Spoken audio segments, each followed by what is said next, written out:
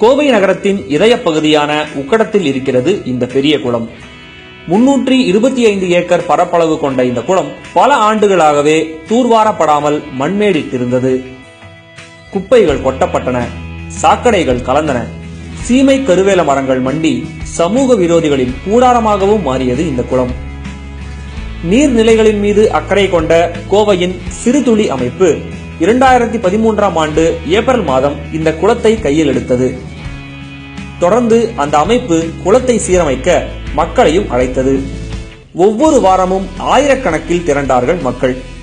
பள்ளி, கல்லூரி குழந்தைகள் தொடங்கி காவல்துறை அதிகாரிகள், மாநகராட்சி மேயர் வரை குளத்தில் மண்ணை வெட்டி தூர்வாரினார்கள். சுமார் 1,00,000 பேர் இந்த பணியில் ஈடுபட்டார்கள். நடுவே ஏகப்பட்ட இடையூறுகள் ஏற்பட்டன. குளத்தின் ஆக்கிரமிப்பாளர்கள் தண்ணீர் வரும் கால்வாயை வெட்டி போட்டார்கள். ஆனால் அனைத்தையும் கடந்து வெற்றிகரமாக நிறைவேறியது பணி. சுமார் 30 ஆண்டுகளுக்கு பிறகு நிறைந்தது பெரிய குளம்.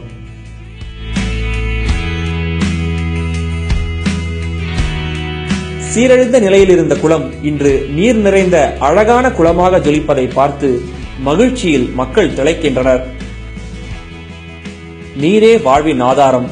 இன்னும் நம் கவனத்திற்காக காத்திருக்கின்றன பல குளங்களும் ஏரிகளும். நீர்வளம் காப்போம், வரும் தலைமுறையினருக்காக.